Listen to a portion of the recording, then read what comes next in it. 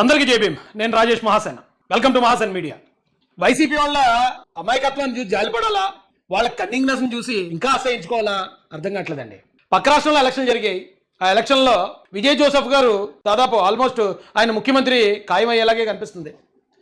ఎవరు ఊహించిన విధంగా ఆయన గెలిచాడు. అయితే కంప్లీట్ పక్క రాష్ట్రానికి సంబంధించిన రాజకీయం ఇది. అయితే ఇక్కడ వైసీపీ వాళ్ళు ఏదో ఇప్పుడు జగన్మోహన్ రెడ్డి మళ్ళీ సీఎం అయినట్టు వీళ్ళు చేస్తున్న అడావుడు చూస్తూ ఉంటే చాలా చిరాగ్గా అసహ్యంగా అనిపిస్తుందండి. ఒకసారి వీళ్ళ ప్రచారం ఎలా ఉందో ఒకసారి చూపిస్తానండి మీకు. వీళ్ళ ప్రచారాన్ని వాళ్ళ అనుకూల మీడియా అంటుంది. వైసీపీకి అనుకూలంగా మాట్లాడు ఇతను. అలాంటి వ్యక్తే మరి ఎందుకురా ఎక్కడో విజయ్ గెలిస్తే ఇద్దరికి లింక్ పెట్టి మాట్లాడుతున్నారు ఎందుకురా అని వైసీపీ వాళ్ళే చిరాకు పడుతున్నారు. గతంలో మావిగన్ విషయంలో మా కాశ్మీర ప్రసాద్ కూడా అలాగే చిరాకు పడ్డాడు. ఆయన కూడా ఏంటంటే ఆ పేరేంటంటే ఆ వ్యవహారం ఏంటండి అని. అలాగే ఈయన కూడా ఒకసారి ఇతను ఏమంటాడు వినండి. ఈ రోజు వైసీపీ కార్యకర్తలు పెద్ద ఎత్తున ట్వీట్లు చేస్తున్నారు. ఎందుకు చేస్తున్నారు అర్థం కాని విషయం. ఇక్కడ వింత విచిత్రం చెప్పనా మీకు విజయ్ గారి కంటే స్టాలిన్ గారే జగన్మోహన్ రెడ్డి గారికి చాలా దగ్గర ఇచ్చారు అని తెలుసు, చాలా మందికి తెలుసు. ఆయన కూడా చేస్తున్నారు. స్టాలిన్ గారే చాలా దగ్గర జగన్మోహన్ రెడ్డి గారి విజయ్ గారి కంటే. ఈవెన్ కొన్ని బిజినెస్ డీటెయిల్స్ కూడా ఉన్నాయి. సరే అవి డిస్కస్ చేయకూడదు మనం. చాలా దగ్గర సంబంధాలు వీళ్ళకి. జగన్మోహన్ రెడ్డి గారి మనిషి స్టాలిన్ గారు, ఆయన అంటే మిత్రుడు అనాలి. ఓడిపోయినప్పుడు మీరు ఇంకా బాధలో ఉండాలి. కానీ విజయ్ గారి గెలుపులో మీ గొప్పతనం ఉంది. అయితే ఇతనికి ఇంకా పూర్తిగా ఆ పేటీఎం లక్షణాలు అబ్బలేనట్టుంది. న్యాయంగా మాట్లాడేస్తున్నాడు. నిజానికి ఆ రోజున జగన్మోహన్ రెడ్డి గారు సీఎం అయినప్పుడు ఇక్కడికి ప్రమాణ స్వీకారానికి ముఖ్య అతిథిగా స్టాలిన్ గారు వచ్చారు. గతంలో వీళ్ళు కాంగ్రెస్ పార్టీకి అనుకూలంగా పనిచేసిన పరిచయాల వల్ల రాజశేఖర రెడ్డి గారికి, కరుణానిధి గారికి వీళ్ళకే సత్సంబంధాలు ఉన్నాయి. పాప అయితే తెలియక మన ఓడిపోయారు, అక్కడ మన స్టాలిన్ ఓడిపోతే మీరు సంబరాలు చెప్తున్నారేట్రా బాబు అని చెప్పి ఆ వైసీపీలో ఉన్న అనుకూల మీడియా ఛానల్సే అసలు షాక్ అయిపోతున్నారండి. మొన్న ఎప్పుడో పెళ్లిలో కలిసారు అంతే. జగన్ గారు వెళ్ళి ఎవరిని ఆ విజయ్ గారు ఏదో ఒక బొకే పట్టుకుని పెళ్లి కొడుకు ఇస్తూ ఉంటే ఏదో అది జగన్ గారికి ఇచ్చినట్టు ఎడిటింగ్లు చేసుకున్నారు, సునకానందం పొందారు. దీనివల్ల ఏమొస్తుంది?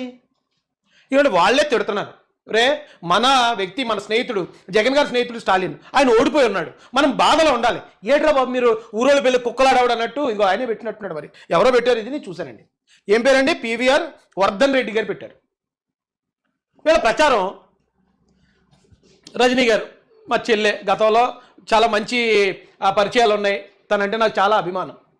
అయితే మరి ఇప్పుడు కొన్ని రోజుల నుంచి ఆవిడ స్వరం మార్చింది. ఆ విషయంలోకి నేను వెళ్ళగానే ఇక్కడ అడ్వకేట్ రజనీ గారు ఒక పాయింట్ మాట్లాడారు. ఆ పాయింట్ కూడా మీకు ఒకసారి వినిపిస్తాను. నేను తీసుకున్నాను నేను ఇంకా బలంగా కొట్టి గెలిచి చూపిస్తాను అంటూ ఆయన ఓడిపోయినప్పుడు చెప్పిన మాట తీసుకున్నాను. నువ్వు కొట్టావు, నువ్వు బలంగా కొట్టావు, నేను ఓడిపోయాను, ఓకే మళ్ళీ తీసుకుంటాను అన్నారు సార్. సో ఎనీవే ఈ మధ్య పెళ్లిలో కూడా కలిసినారు ఏదైతే విజయ్ గారిని. అప్పుడు కూడా ఆయన ఇచ్చిన సందేశం, మెసేజ్ ఒకే ఒక్క వర్డ్ గుర్తుపెట్టుకో విజయ్, ఎంత కష్టమైనా ఎంత మంది ఎన్ని ఇబ్బందులు పెట్టినా నేను మీకోసం ఒంటరిగా నిలబడుతున్నాను, మీరు నాతో ఉంటారన్న నమ్మకంతో నిలబడుతున్నాను, మనం అందరం కలిసి ముందుకు వెళ్ళాలని నిలబడుతున్నాననే కొన్ని సందేశాలతో నువ్వు ప్రజల్లోకి వెళ్ళు. ఎన్ని ఇబ్బందులు పెట్టినా నువ్వు సింగిల్. ఆ సింగిల్ అనే దాన్నే ఇప్పుడు అంటే ఆయన సింగిల్గా పోటీ చేశాడు, ఈయన సింగిల్గా పోటీ చేశాడు.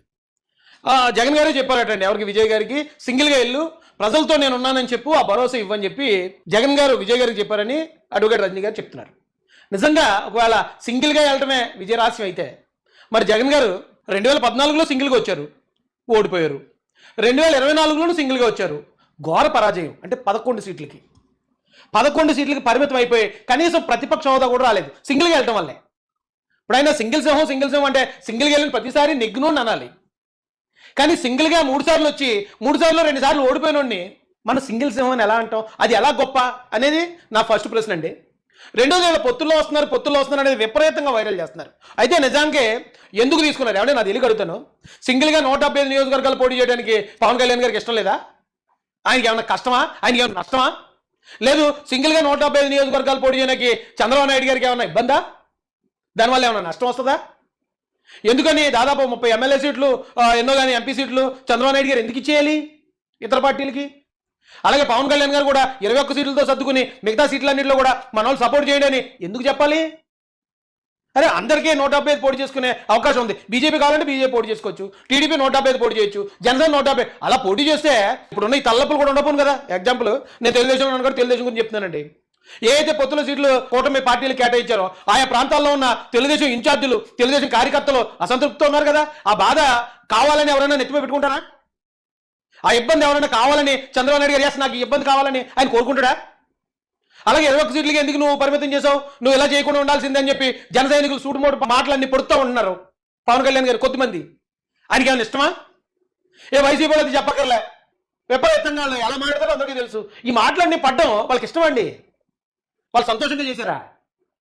అదొకసారి చెప్తానండి.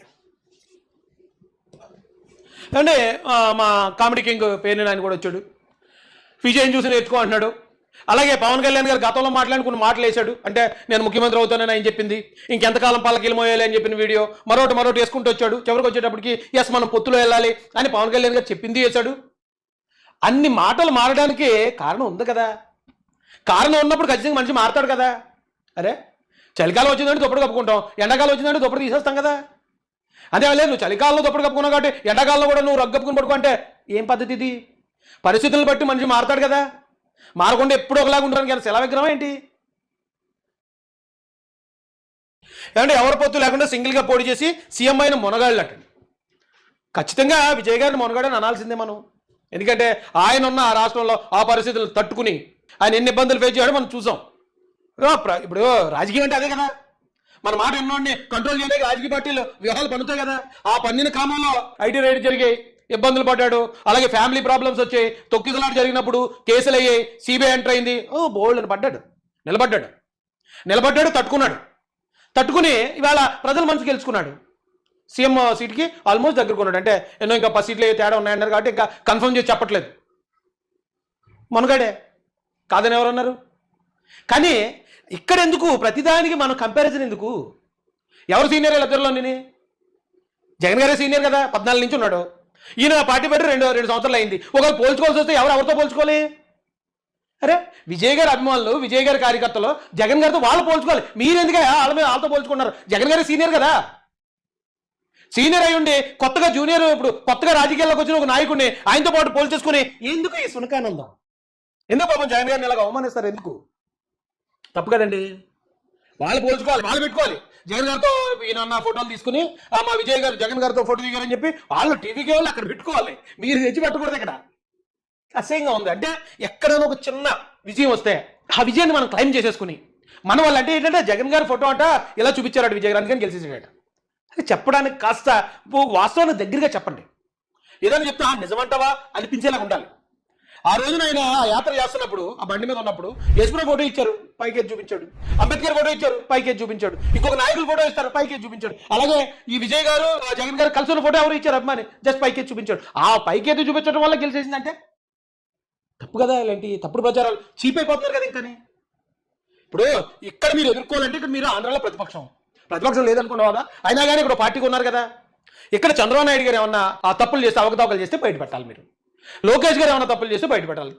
పవన్ కళ్యాణ్ గారు ఏమైనా చేస్తే బయట పెట్టాలి. మీరు గవర్నమెంట్ని ప్రశ్నించాలి. ప్రశ్నించడానికి ఇక్కడ ఏ పొచ్చు లేదు. ఒక్క కారణం, ఒక్క సాగు కూడా మీకు దొరకనివ్వట్లేదు. బ్రహ్మాండ పరిపాలించుకు వెళ్ళిపోతున్నారు. ఇక మీరు టార్గెట్ చేయడానికి ఎలా ఉండాలో తెలియక పక్క రాష్ట్ర రాజకీయాలు తెచ్చి అక్కడ గెలిచిన వాళ్ళతో కంపేర్ చేసుకుని ఎందుకండి ఈ ఆనందం?